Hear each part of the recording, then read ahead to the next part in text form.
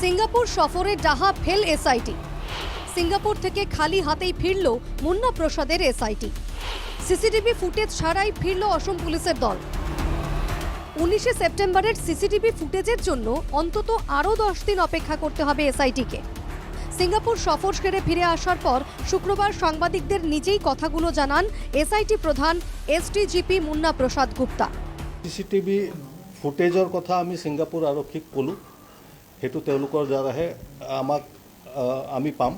আমি ডাইৰেক্টলি হোটেলৰ পৰা ল'ব নোৱাৰোঁ বা তেওঁলোকে আমাক নিদিব, কাৰণ এইটো সিঙ্গাপুৰ আইনৰ মতে হ'ব। এই ক্ষেত্ৰত সিঙ্গাপুৰ আৰক্ষীয়ে আমাক আশ্বাস দিছে যে তেওঁলোকৰ নিজা ইণ্টাৰনেল প্ৰচেছ কৰি খুব 10 দিনমানৰ ভিতৰত আমাক এটা পজিটিভলি তেওঁলোকে ৰেছপন্স দিব। এখানেই শেষ নয়, জুবিন মামলায় অভিযুক্ত সিঙ্গাপুৰেৰ নাগৰিকদেৰ সাক্ষ্য নিতে পাৰেনি এসআইটি। সিঙ্গাপুৰ নাগৰিকৰ ষ্টেটমেণ্টৰ ক্ষেত্ৰত অকল তেওঁই নহয়, আৰু কেইবাজন সিঙ্গাপুৰ নাগৰিকৰ ষ্টেটমেণ্ট আমাক লাগে। সেইখিনি আমি ইতিমধ্যে এমলেটত পঠিয়াইছিলোঁ আৰু আমাৰ বৈঠকত সিঙ্গাপুৰ আৰক্ষীৰ লগত আমি এই কথাটো জোৰ দি কৈছোঁ। যিহেতু এই ষ্টেটমেণ্ট সিঙ্গাপুৰ চিটিজেনৰ ষ্টেটমেণ্টটো সিঙ্গাপুৰৰ আৰক্ষীৰ দ্বাৰাহে লোৱা হ'ব।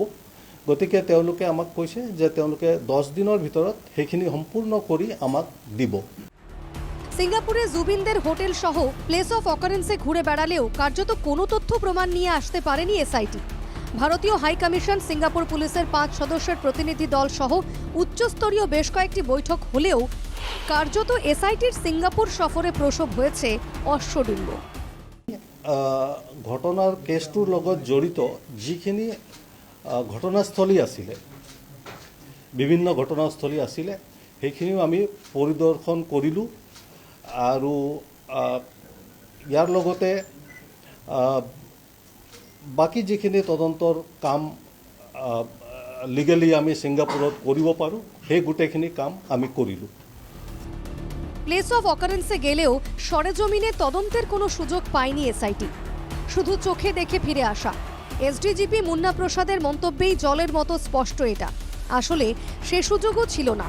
যা করবে সেটা করবে সিঙ্গাপুর পুলিশ, এবং সেজন্য সিঙ্গাপুর পুলিশের দিকেই চেয়ে থাকতে হবে এসআইটিকে।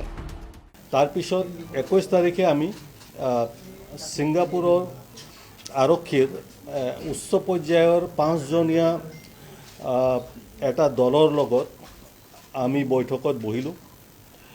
সেই বৈঠকখন খুব সফল বৈঠক হৈছিল। সেই বৈঠকত আমি সিঙ্গাপুৰ আৰক্ষীৰ লগত তদন্তৰ বিভিন্ন তথ্য বিনিময় কৰিলোঁ, আৰু তেওঁলোকে আমাক সিঙ্গাপুৰৰ নিজা লিগেল ছিষ্টেমৰ ভিতৰত থাকি যিখিনি তেওঁলোকে আমাক এছিষ্টেঞ্চ দিব লাগে, সেইখিনি আমাক খুব সোনকালে দিব বুলি কৈছে। অসম পুলিশের উচ্চস্তরীয় এই প্রতিনিধি দলের সিঙ্গাপুর সফরের প্রাপ্তি শুধু একটাই, সেটা হলো সিঙ্গাপুরে হওয়া জুবিনের ময়নাতদন্তের রিপোর্ট। লোক দেখানো এই সফরে এই একটা নথি নিয়ে ফিরেছে এসআইটি। সিঙ্গাপুৰ আৰক্ষীয়ে সিঙ্গাপুৰত কৰা পোষ্টমৰ্টেম ৰিপৰ্টৰ প্ৰতিবেদন ভাৰতীয় উচ্চায়ুক্তৰ জৰিয়তে আমাৰ লগত শ্বেয়াৰ কৰে, যেটো আমাৰ কাৰণে তদন্তৰ কাৰণে দৰকাৰী। এসআইটি প্রধান সিঙ্গাপুর সফরের সত্যতা নিয়ে বিস্তারিত জানালেও এসআইটির এই সিঙ্গাপুর সফরকে যে বড়সড় করে দেখানো হবে তা আর বলার অপেক্ষা রাখে না। Bureau report, NKTV Bangla.